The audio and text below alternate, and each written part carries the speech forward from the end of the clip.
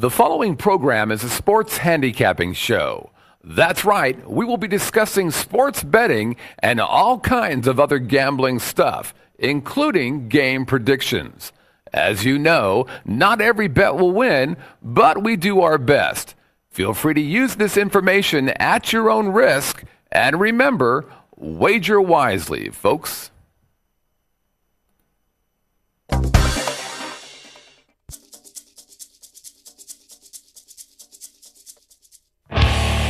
Broadcasting from the Vegas Video Network studios, live from the Las Vegas Strip, Covers.com presents Vegas SportsDay. And now from the sports betting capital of the world, here are your hosts, Teddy and the Professor. It's Thursday in Sin City, and you are watching Vegas SportsDay, the pulse of the sports betting world. I'm your host, Teddy Covers, joined as always by my esteemed colleague, the Professor, Dave Malinsky. Coming up today, how the winds in Westwood are howling. We're going to tell you about a coaching pattern that might make you want to take a beeline to the betting windows. And could the real magic in Orlando tonight being a team making Dwight Howard disappear? The winds are howling in Westland. That's beautiful. I thought you would have liked the beeline better. No, that was a good one. You got to laugh at me, Dave, which isn't always easy to do on air. But first take, Thursday. What do you got for us today? When edges don't work, and boy, the frustrations that set in, because sometimes you will find things that aren't in the line. You've got it. You know the value of it. And sometimes it just won't work anyway. Roy Williams last night played walk-ons for 26 floor minutes against Maryland. We didn't think it would quite be that extensive. We knew those walk-ons would play the first couple minutes at the start, and that they would close the game with all their walk-ons on the court. Got 26 minutes out of it. Terrific edge, based on the way that game was priced yesterday. Didn't win it anyway. Those are the type you hate to see get away, because you don't find that type to come up too often. Of course, some of the walk-ons played pretty well. Two of them knocked down threes at the end of the game, which was kind of disappointing. But you hate to see one like that get away. Of course, you had to watch it get away also. Yeah. But you probably brought something better in this morning? Something more upbeat? Well, we got to talk about Vegas. I mean, we have the number one college basketball recruit in the country. The number one kid out of high school is named Shabazz Muhammad.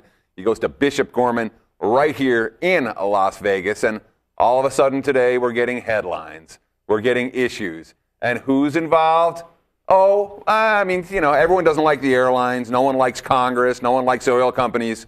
The NCAA may be worse than all of those when we put it together. And this is the NCAA all of a sudden sending out letters to the schools that are recruiting Muhammad. And we're not talking about little schools here. Who's he still on? He's got Duke, Oklahoma, Duke, I should say, Kentucky, UCLA, Kansas, UNLV. Probably not UCLA anymore. No, it's still on the list. He's still taking his official recruiting visit to UCLA, I believe. Did he get his Sports Illustrated yet? Not yet. Well, But this is a good kid. He's no Reeves Nelson. And the issue that the NCAA is having has to do with some financial advisors that have supposedly known his family for a decade plus. And it's typical NCAA nonsense where they're sticking their nose into all kinds of things that they have no business, making judgments on kids, sending out letters to all of these schools saying, hey, his eligibility may be in question. NCAA, you stink. Get off Shabazz Muhammad's back and let a good kid from right here in Las Vegas have the college career that he deserves. There, I'm off my soapbox. And that means that it's time to bring up some letters. We'll be getting great emails. Here's one from Tommy in New Orleans, and certainly worthy of discussion for today. He says, David and Teddy, I don't know about you, but it seems that this season in college basketball, there are more unwatchable offensive teams than I have ever seen before. Do you think coaches are restraining players too much in offensive sets this year? And should we just be prepared to bet unders the rest of the way with these teams? Or will coaches loosen the leashes when it gets to the postseason? Tommy continues, I even watched Wisconsin on Sunday, and they were like soldiers, so disciplined, like they weren't allowed to shoot until they passed the ball 10 times in 35 seconds. If I saw one more white guy catch the ball and pump fake a shot, I was going to strangle the John Vaught lookalike Bo Ryan through the television. Bad offense this year, Dave. Yes or no? Well, we got to get John Voight, the pronunciation right. I never put that connection together before. Not Midnight Cowboy, John Voight. Certainly not that. Like the champ. The champ, possibly. Maybe he played Roosevelt, Pearl Harbor. Maybe that. Played Howard Cosell once in a movie. You could see Bo Ryan maybe doing a little bit of a Cosell voice, perhaps. Howard Cosell. Speaking of sports. See, I could see Bo Ryan doing that. Thanks for that illusion that we can work with a little bit here. A couple of problems here. Yeah, we've had some teams that have been dreadful offensively, but the idea of betting them under, it gets awkward this late in the year because the markets reflect those offenses pretty well. Here's one of the things that has happened in the NFL forever. College basketball, we don't have the database geared to chart it quite the same way. In the NFL, you go back the last 20 years, if you blindly bet the lowest totals over, bet the highest totals under, you grind a profit. Because the markets don't quite understand the totals lines the same way they do the sidelines. So they think, okay, two bad offenses, this will be an under. No, two bad offenses just means it'll be a low total, not necessarily an under. So they do make that adjustment in that manner. But in terms of going forward, the rest of the season, we talked a lot about conference tournaments yesterday. That's why that letter is so timely. Next week, these games are going to slow down even more. Coaches who know that they might have to play 2, 3, or 4 days in a row, they pace it slowly, they milk the clock just a little bit more. Conference tournament totals will be set lower by the odds makers. The scores will also be lower.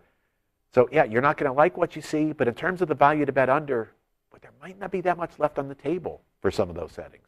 Yeah, and I mean, college basketball, it's not the NBA. The NBA is a one-on-one league. It's a superstar league. It's a league where the best players can make offensive plays that'll blow your mind. That's what makes the NBA really fun to watch. College basketball is about team and teamwork and execution. Bo Ryan's offense this year with Wisconsin, no different from the offense last year or the year before that or the year before that. This is nothing new or different. So when you say it's unwatchable to watch the Badgers play college basketball, they're executing at a very high level on offense. Even though it's not always as exciting and the pace and the tempo aren't the same, to me, it's good basketball. And obviously, you've been betting on Wisconsin this year. You made some money. And that style, particularly against some of the more undisciplined teams that you see. You're going to see a lot of these contrast in styles, both in the conference tournaments and obviously once we get to the big dance and the ancillary tournaments that we talk about. We're going to see a ton of conflicting styles. And as a handicapper, your job and my job is to figure out which team is likely to be able to play the game the way they want to play it, which team can control the pace. And when you look at Wisconsin, hey, the game against Ohio State last weekend, they went over the total, up and over. It wasn't pretty, but it got there. And those type of things, again, Wisconsin was able to control the pace. They were able to do what they want to do. Those type of matchups, even though the Badgers control the pace, still went over the total. That speaks, certainly harkens to what Dave was talking about the lack of line value with betting some of these slower tempo teams under the number. Yeah, maybe a better way to think about this in your own mind. The game against Ohio State didn't necessarily go over the total. The odds makers put the total under the scoreboard. That's their job, to balance that out a little bit. What some of these teams, though, like Wisconsin at tournament time, one of the reasons why they slog in the Big Ten, everybody knows Ryan's playbook. Yeah, so they're not going to find shots early in the clock anyway. You get into these new matchups, these are difficult teams to prepare for. Sometimes at tournament time, Wisconsin can speed up because they'll get shots earlier in the clock. Teams seeing that swing offense for the first time will leave some openings that can be exploited. Great question, Tommy. Thanks for sending it in. And if you want your question read live on air and answered by Dave and I, it's real simple. Just send it in. SportsDay@covers.com. That's the email address. Again, SportsDay@covers.com. We answer as many questions as we can on air every week. Of course, you can follow us on Twitter @VegasSportsDay, and you can get involved in the community. Active threads and discussions going right now, covers.com/posting forum. And let's not forget, we're getting close to being able to tell you where we're going to have it, but the promo needs to go out. The Wednesday night before March Madness, Dave and I live breaking down not just Thursday's games, Thursday and Friday. We're going to have a monster podcast live here in Las Vegas. You can come if you're in town. Details to follow. But be sure, if you're coming to town, get in town by Wednesday night. You can come hang out with Dave and myself. Another place to hang out where you can have a lot of fun these days is in Westwood. But it's not the kind of fun the UCLA basketball program would be liking for their players to be having. That's coming up next in the Postmortem. Are you looking for the latest odds, the fastest scores, the most important trends, and the best matchups and stats? Are you looking for the key late-breaking information that can make you a winner? Well, Covers.com has the answer. The world's largest sports betting community gives you a front row seat in the heart of the action, from the opening lines to the final scores. If you want to stay ahead of the game, Covers covers the numbers. I'm Courtney Leone. This is Vegas Video Network. You want me to mention awkward silence? Let's do that then, okay. Never been on set here before. I'm always out live on location for Awkward Silence 2.1. I'm Courtney Leone, and you're watching the Vegas Video Network. Good? Better?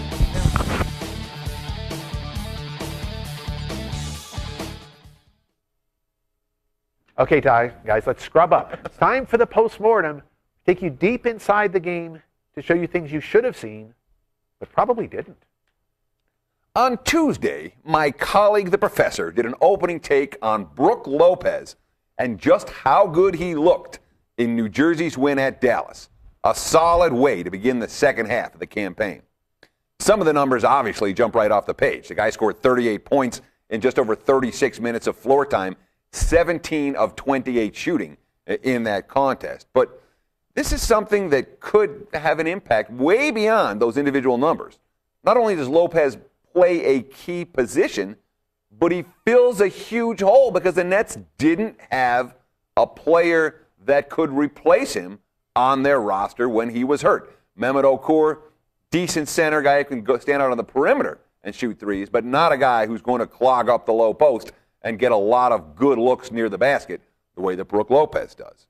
So if you have a number one, a point guard in Darren Williams, who's among the best in the NBA, and you have a solid number 5 in Lopez, a guy with certainly an all-star upside, at a time in which the center position in the NBA is as weak as it's been at any point in the last 4 decades, let's say, you have some pretty good building blocks in New Jersey right now. And as we often talk about here on the show, the markets, the betting markets, are anchored by these full season power rating numbers. They're often very slow to adjust as teams morph from bad to mediocre, from mediocre to good, or vice versa. Especially when we talk about upgrading teams that have been very bad. And the Nets, they went into the All-Star break 10-25 straight up. They were a very bad team. So how ready should we be right now to make a quick upgrade on New Jersey and say, hey, this Nets team might be worth betting on a consistent basis? Dave? There was a lot of eye test involved in that New Jersey win against Dallas, because it's not just what that box score shows, it's the way you saw the team playing on the court. Yeah, easy to understand why they were 10-25 going into the break. Dead last in the NBA on our best defensive charts, number 24 in the NBA in rebounding. Major, major holes. So we focused on our first take on Lopez yesterday. It was the scoring numbers. But now look at the rest of that game against Dallas. Dallas shoots 36%. Dallas gets out-rebounded 53-49. New Jersey went on the game and played good basketball. This was not Lopez just having a good offensive game. This was good team basketball. It's what happens when you plug that hole in the middle. As Teddy said, the number 1s and the number 5s. Those have been those key parts of any basketball team since Naismith put the peach baskets up there. Now New Jersey's pretty good at both of those spots. But while we looked at that game flow and it made sense to us, Darren Williams has been around a little bit. He's got an even better take on this. Look at what Williams has to say about the impact of having Lopez back on the court. He was a monster tonight. We could just throw the ball to him, watch him go to work, and when the double team comes, he knows how to find people. That's game flow. That's not just a guy having individual numbers that look good in the stat sheet. That's a lot of different elements coming together. Okay, maybe a little bit late to make a playoff run. 6.5 games out of that final playoff spot. But note the New Jersey schedule to this point was number 11 in the NBA. It will get a little bit softer. if they come to play and play hard, playoffs not out of the question yet, but maybe a really undervalued team to watch the rest of the year. Certainly a team we'll be watching closely tonight will be the UCLA Bruins. And ordinarily, we'd be breaking down that first result against Washington State, a 63-60 Bruin win in Pullman, to try to see where to go with the rematch. But no, here comes our Sports Illustrated this week.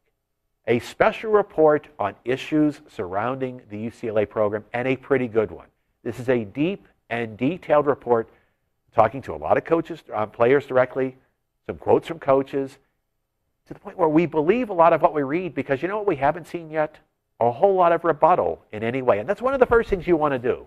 When you see something out there that creates a stir, you look for the rebuttal. Well, you know what? So far, there hasn't been any. Through this report, is it telling us that what was once considered perhaps the most respected program in all of college basketball is now the armpit of college basketball? We certainly do have to look at the impact of that on these particular players over the course of the rest of the season. Maybe tonight's a little bit difficult against Washington State, but you still got a game Sunday against Washington. You still have the Pac-12 tournament, possibly an NIT bid, although I'm kind of thinking that the tone of this article tells us maybe they would refuse the NIT if it was offered to them. Where do we go to break this down, and where is the impact going to be on this team the rest of the way? First, Dave, I got to give you kudos for coming up with that armpit photo. That's a classic, man. That's a good job putting together the graphics for this one. But there's a lot to talk about and a lot to read here. I'm going to do a quick take right from the start, and you'll note that from the tenor of this particular quote from the Sports Illustrated article, there's not possibly anything good going to come out of this for UCLA. Here's the first quote. Howland allowed an influx of talented but immature recruits to undermine team discipline and morale. Fistfights broke out among teammates. Several players routinely used alcohol and drugs, sometimes before practice. One player intentionally injured teammates but received no punishment. Now, Sports Illustrated did a really good job of researching this piece because they had a lot of quotes that were actually attributed to someone, not the old unnamed source or sources within the program. They had quotes from people, which is, in my mind, good reporting. Now, some of the worst instances involved Reeves Nelson, who we had to discuss several times on this show in the early part of the season, dealing with his on-again, off-again suspensions until he was finally kicked off the team entirely. So what does it mean now? Well, it's a lot of pressure on players and a coach that may not necessarily be in sync to handle that pressure. Now, we have to talk about the athletic director Dan Guerrero, a guy who may be a little bit on the hot seat himself right about now, considering the state of the football program as well.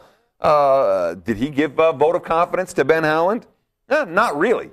From this quote in the LA Times, quote, "You look at the success of our team during the early part of Ben's tenure, and it was built on a solid foundation, commensurate with Ben's coaching philosophy. But great kids with characters and hard workers. But the past several years, we've broken away from that in a large part. Ben has admitted he made mistakes in evaluation, whether evaluating talent or character." That's from the AD, Dan Guerrero. His final comment, "Before I comment on the long-term future, those have to be looked at." Howland's job, very much in jeopardy. Guerrero's job, very much in jeopardy. So what do we do with this information? Do the Bruins come out and play with a vengeance tonight? Let's take out some frustrations against a Washington State team, 3-point game in the first meeting, UCLA laying doubles this evening. That hasn't really been their way so far this season. And we may have to question just how good this team is even when they are clicking on all cylinders. But remember how many times we've talked about the two-game sequences, particularly in conferences like the Pac-12. They play Thursday, Saturday, in this case Thursday, Sunday. But we may want to pay very close attention to tonight's game against a lesser foe, see if UCLA has any chance of stepping up in class against the Washington Huskies on Sunday. Up next, Oklahoma City brings Kevin Durant and Russell Westbrook, but do they even have a little bit of kryptonite in store for Orlando this evening? We're going to talk about that as Money Time begins. No pressure. Hi, I'm Dennis Silvers from, can't think of the name of my damn show, Golf and Other Four-Letter Words, and you're watching the Vegas Video Network, I think.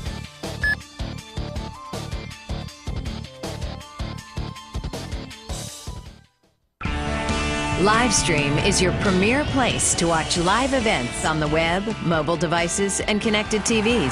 See new events daily or broadcast your own at livestream.com. Livestream. Be there.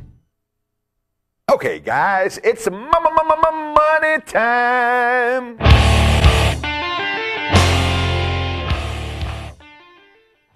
This edition of Money Time is brought to you by Covers.com. Remember, for all the key information you need in every sport, Covers covers the number. Let's start in the NBA in Orlando this evening, where the Oklahoma City Thunder, a 1-point road favorite over the home dog Magic. And, last night pointed out once again, something we talked about on yesterday's show, that close encounters success that the Oklahoma City Thunder have enjoyed all season long. With the game on the line in Philadelphia, tight game, couple minutes remaining. Who made the plays down the stretch? The Thunder. Who got the stops down the stretch? The Thunder. They're 8-4 straight up, 8-4 against the spread now when the line is +4 to -4 in these competitive games. And they have 13 road wins on the season now in 12 different courts. Only the Chicago Bulls have more road wins in 2012 than does Oklahoma City. OKC, well, they certainly have the class factor working in their favor in this matchup. 15 of their 28 wins have come against teams that would be in the playoffs if the season started today. For Orlando, yeah, they've won 23 games, but only 6 of those wins came against teams that are ranked in the NBA's top 16 right now. So we certainly have some class issues here with Oklahoma City having some edges. Could the matchups call for another edge for the Thunder? Here's where this one gets real interesting. And you don't see these teams play head-to-head a lot. They're in different conferences. Could you make a case that Oklahoma City might defend Dwight Howard better than perhaps any other team in the NBA? You start with Kendrick Perkins, who had several major matchups head-to-head against Howard in playoff series in the past, knows his ways inside and out. But now look at the rest of this roster and what you're able to do.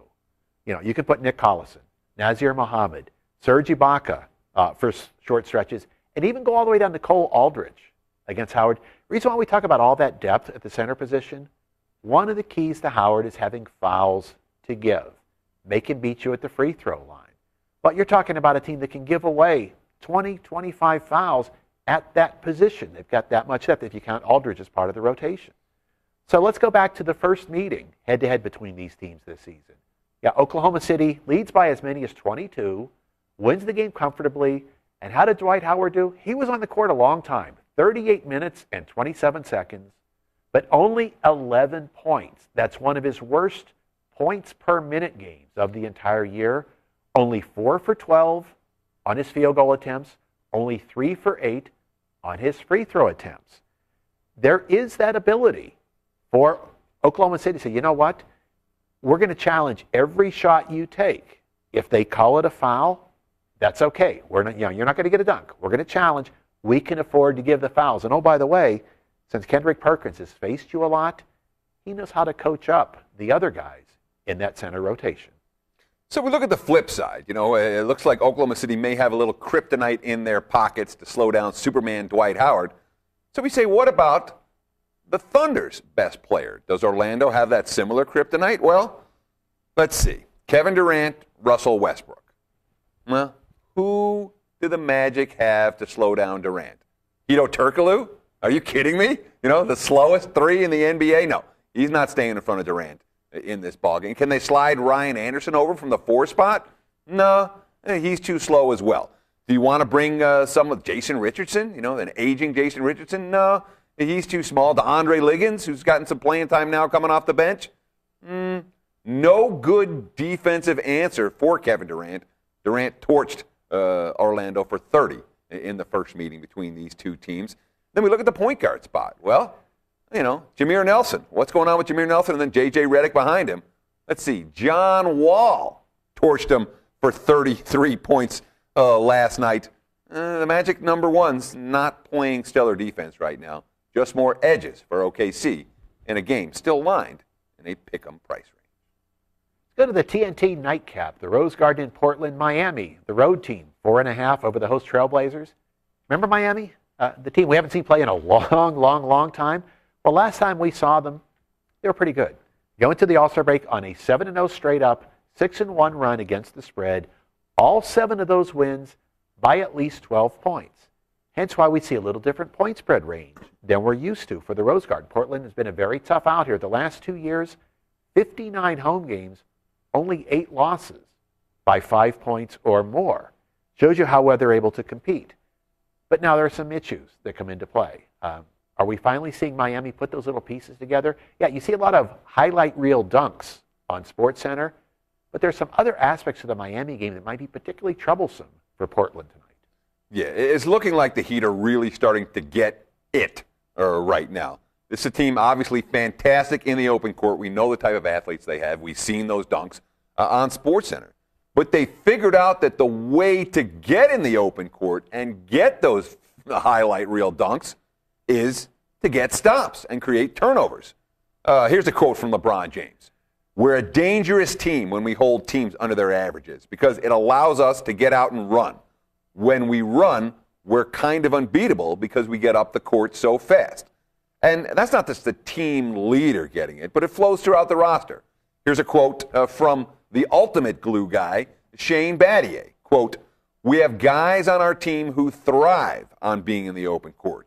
When they see a chance to break, they really kick into a higher gear.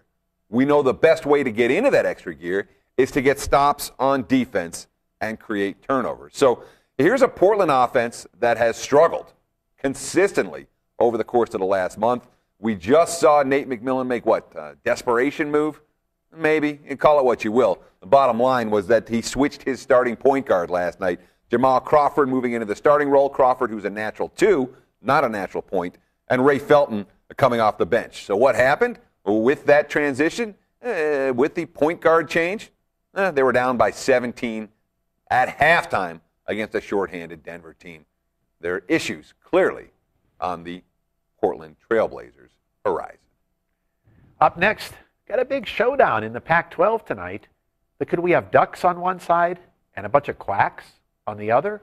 We'll explain what that means as Money Time continues. Traditional media believes that after about 3 minutes, you'll tune out. Most Vegas media companies think if it doesn't jiggle, you won't tune in. At the Vegas Video Network, we think both are wrong.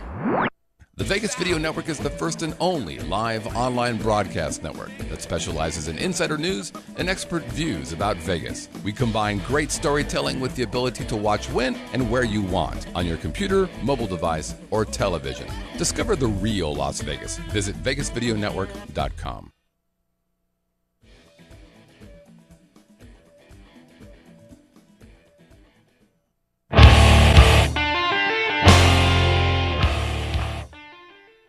And let's go to Champaign, Illinois to start off our final segment of Money Time right here because we have a Big Ten TV showdown this evening. The Fighting Illini of Illinois, about a 2-point favorite right now over the visiting Michigan Wolverines. And, this is a Michigan team. They're 1 game out of the Big Ten lead in the loss column. Illinois, 6-10 so far in Big Ten play. And yet, so far today, we've seen the money come in on the host. The Illini bet up from about a 1 point at the opener, even some pick'ems out there, as high as 2.5, where we've seen a little bit of take back on the other side. But the line settling in at 2 as we're on air right now in this 11 o'clock hour here on the left coast.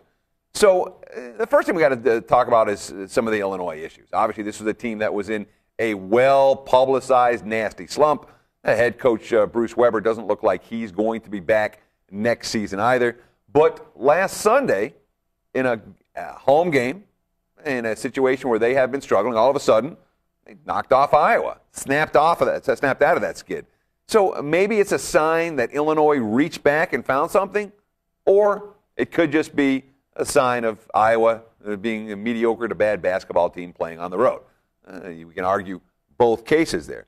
The defensive intensity for Illinois has not been there at any point during this second half run.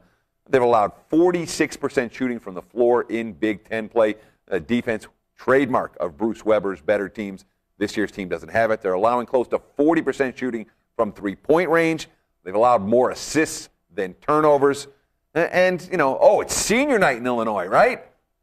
They don't have many seniors. They got two. Sam Maniscalco, he's a guy who transferred over from, I believe, was it Illinois or Loyola Chicago? Bradley. Bradley? Bradley. Transferred over from Bradley. I should have known that. Why didn't I know that? Thank you, though, Dave. But the bottom line is he's played one season in Champaign. It's not like he's a hard-working four-year senior. Yeah, he's going to get a ceremony tonight, but nothing dramatic. And, of course, the other senior on the team is a junior college transfer, Gene Sellis, a guy who's played in all of 7 games this season. So in terms of senior night, not that much there for the home faithful to be cheering. So why the money? Part of it is we love this because it's good for our pockets. The markets still don't get John Beilein. There's something about just good, smart, solid, fundamental basketball that doesn't generate sex appeal. Beilein's off a loss. Might not seem like a big deal. Don't have earthquake-type things happening in the markets. But let's take a look at how John Beilein has done since coming to Michigan off of a Big Ten loss. Take a look at these numbers. 24-9 against the spread immediately off of a Big Ten loss. 4-0 in that category this season. Note that that's a 4-0 straight up and against the spread. We can explain part of a 24-9 as being the markets not being aware. You get a little extra value. But that 4-0 straight up and against the spread, no, they're going out and they're winning the next game. Beilein is an excellent tactician. That's why we focus on not only that trend tonight, but the fact that tonight his impact on the game has a chance to be perhaps even greater. Yeah, because Michigan is on spring break this week. The kids are not in Ann Arbor, so what does that mean? What did you do on spring break? Mostly I would drink. Like a UCLA player. That's exactly. I would drink and yeah, exactly, and then elbow my teammates and stuff. Dump beers on their heads, the usual. Your parents must be so proud.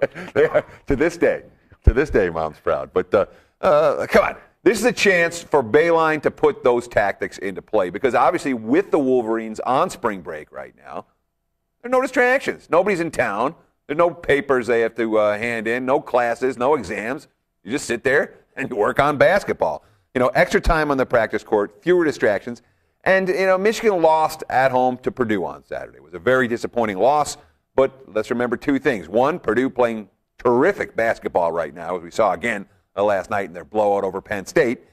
And since that loss, what's happened? Well, Ohio State lost and Michigan State lost.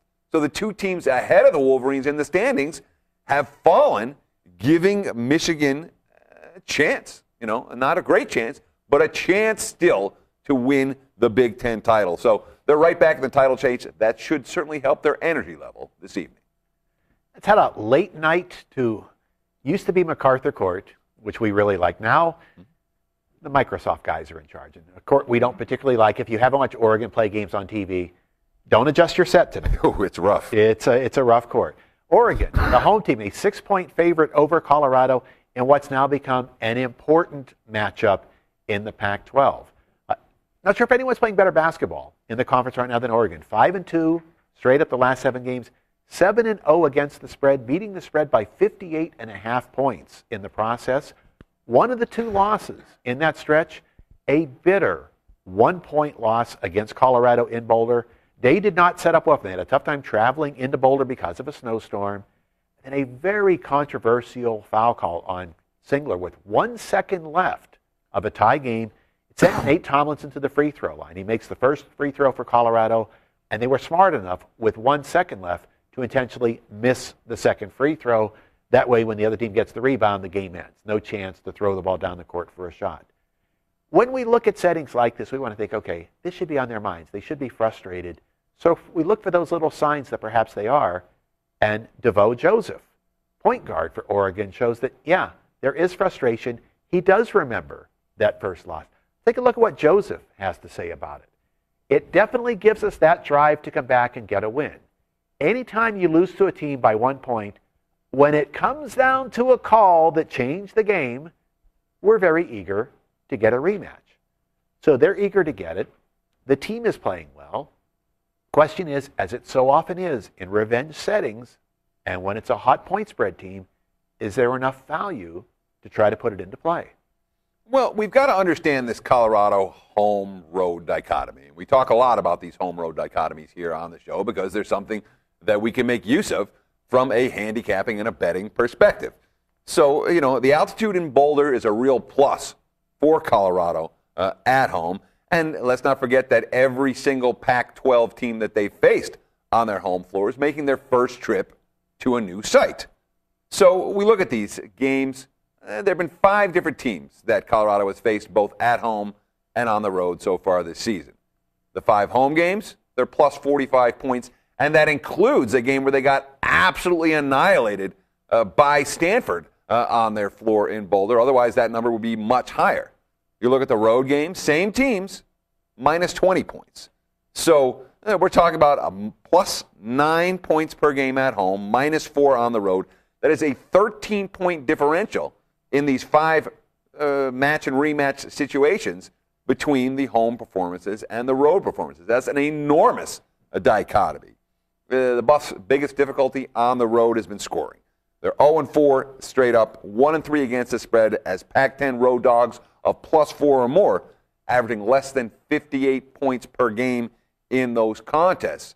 Not necessarily going to be easy finding ways to put the biscuit in the basket tonight against an Oregon team that's really playing excellent defense right now and playing with a whole lot of confidence as well. Figure Colorado to have trouble scoring tonight, so maybe a little Oregon in your pocket. But the team we think has the biggest difficulty tonight, the Orlando Magic. As we noted earlier in the first money time, good depth at Oklahoma City at center position. Kendrick Perkins knows how to D up on him about as well as anyone. Oklahoma City keeps winning these close games all year. They rise to that occasion. We think they can do it one more time. Play of the day, let's take Oklahoma City. Lay the one at Orlando. A nice tactical matchup all the way around for the Thunder. And that's going to wrap it up for the Thursday edition. One more show before this week is through. That's the weekend preview tomorrow. Same bat time, same bat channel. For Malinsky, I'm Savransky.